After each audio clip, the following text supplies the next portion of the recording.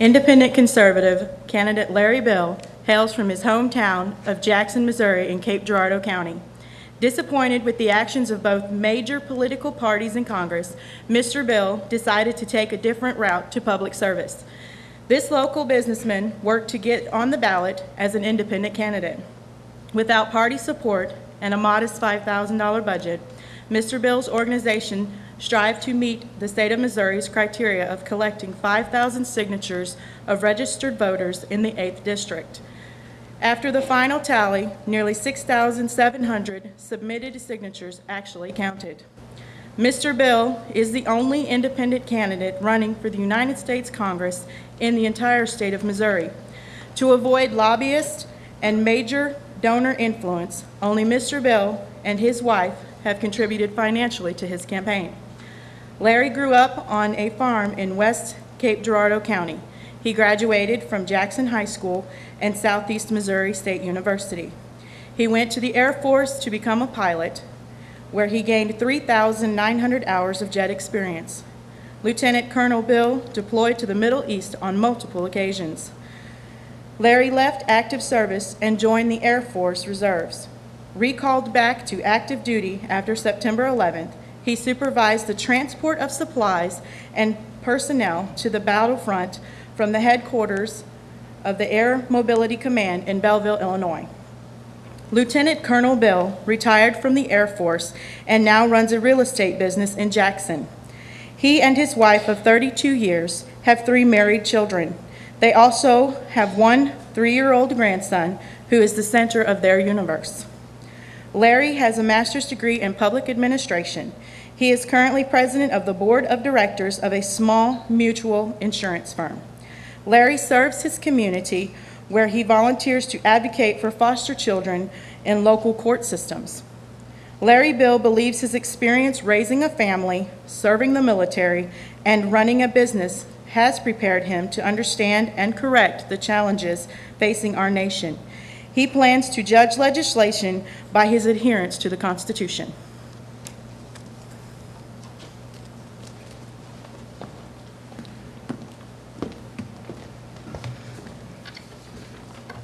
Joanne Emerson has been a resident of Southern Missouri since 1979, and she has served Missouri's 8th District in Congress since 1996.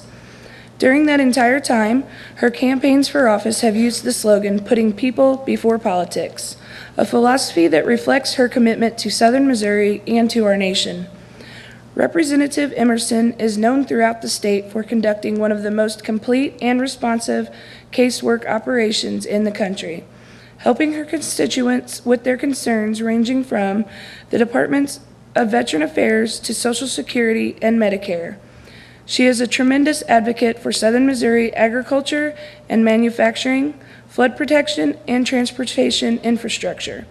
In addition, Representative Emerson is one of Congress's leading conservative voices on ending illegal immigration and controlling both the size of government and the scope of regulations written to restrict American businesses and families.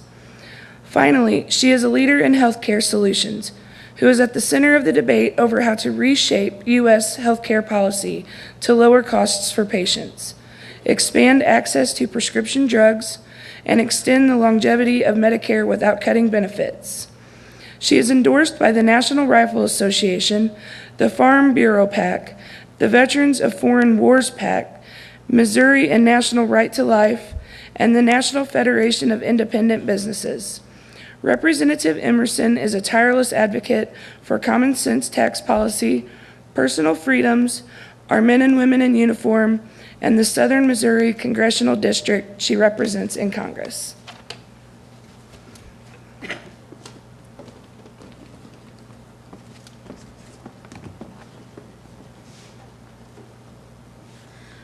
Tommy Sowers was born and raised in Rolla, Missouri, where his grandfather started the local newspaper in 1942. Tommy has a twin sister, Allie, and 2 older sisters. Growing up, he enjoyed hunting, fishing, and playing sports. After graduating from the public school system, Tommy was able to attend Duke University thanks to an ROTC scholarship. There, he studied leadership and trained for a military career. Tommy spent 11 years on active duty in the Army and obtained the rank of Major. He first deployed to Kosovo to lead a group of combat engineers in peacekeeping operations. Later, he trained to be a Special Forces officer, graduating first in his class.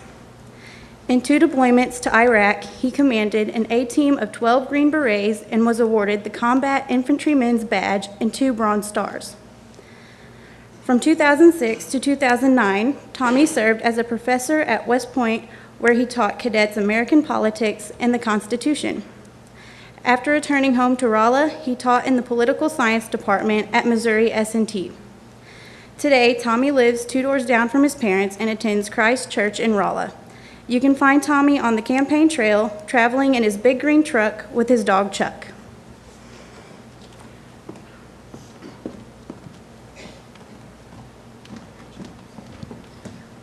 Okay, that's not gonna work. Rick Van Dieven, the Libertarian Party candidate for the U.S. Representative from the Missouri 8th Congressional District, is the very busy husband of Darlene and father of 3 daughters, Autumn, Amber, and Rory Beth.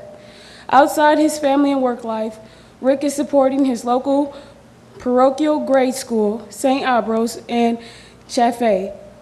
Currently, he serves on the bingo committee and helps with the girls' basketball team. In the past, he has served as president of the Home and School Association and was chairman of the school's biggest fundraiser. The annual dinner auction in 2005 were with the help of generous friends, neighbors, alumni, fellow parents, and parishioners, and other supporters. They raised over $45,000 for the school. Rick served as the president of the St. Ambrose Men's Club, a parish fraternal organization that raised funds for a variety of causes and donates time, tools, muscle, and sweat to several projects around the parish and community.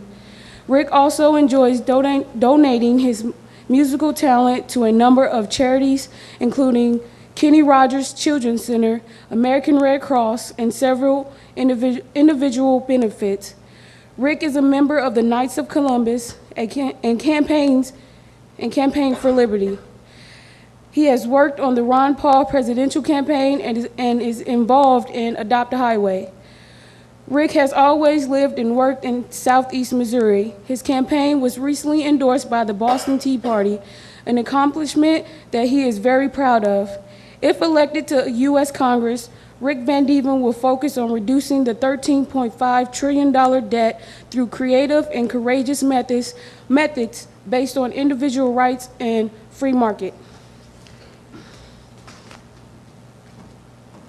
Would the candidates please approach your respective podiums?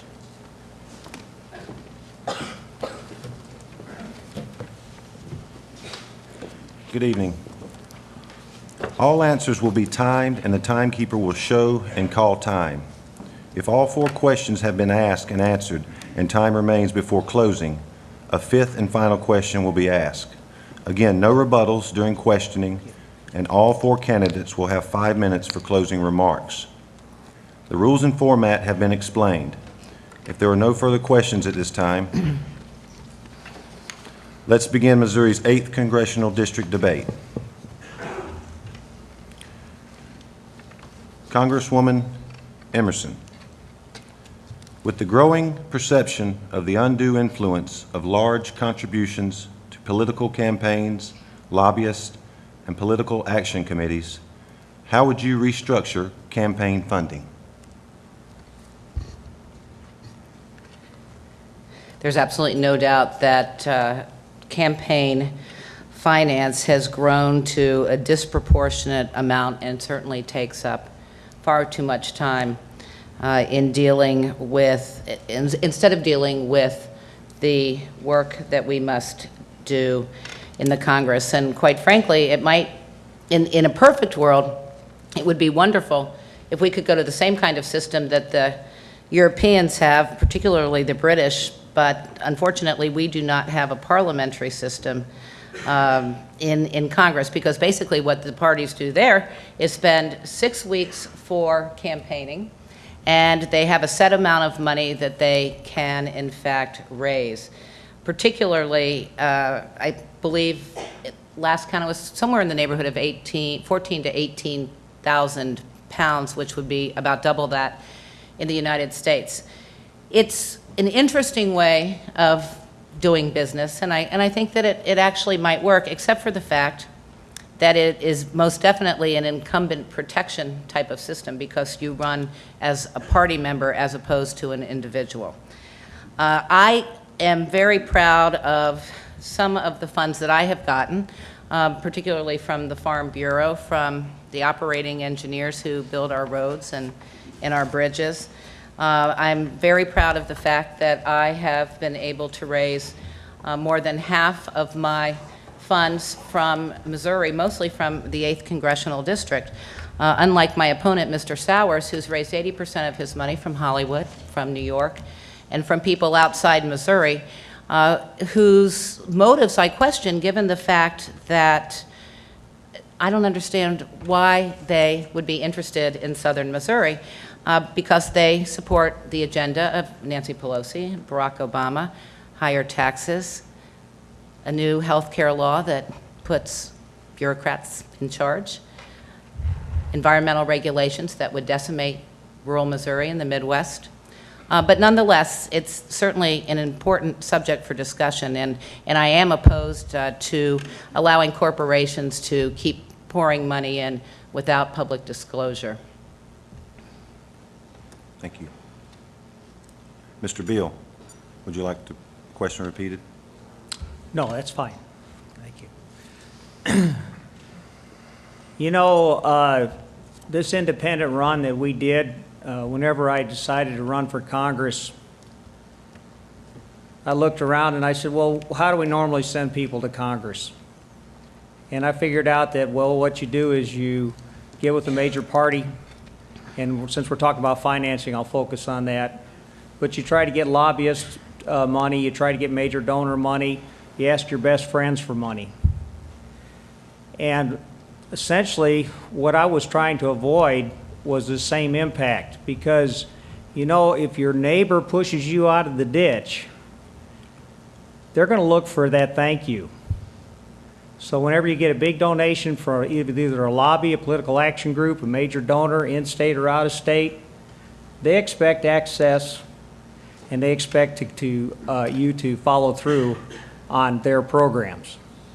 And I thought, well, why not do it different this time? And that's why we ran our campaign the way we did. I decided that only my wife and I would contribute to our campaign, and that we would use creativity and our own initiative and hard work to get ourselves on the ballot.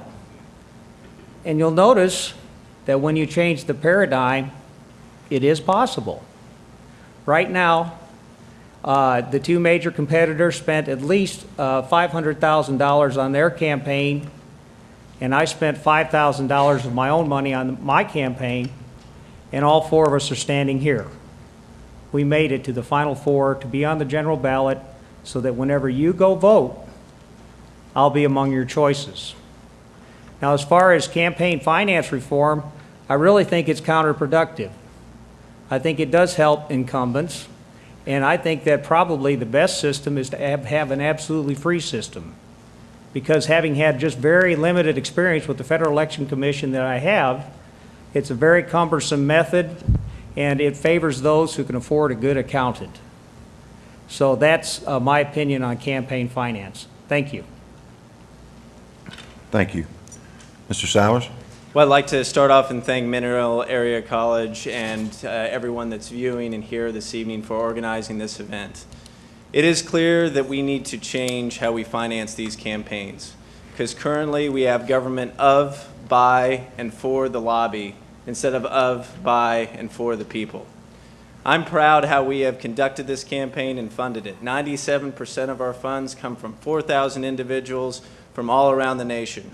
And my travels have taken me all around the nation. And people, while none of them I agree with me 100% on all the issues, they agree with me that we need new blood in D.C., that we've got to stop these bailouts, that we need to end these wars.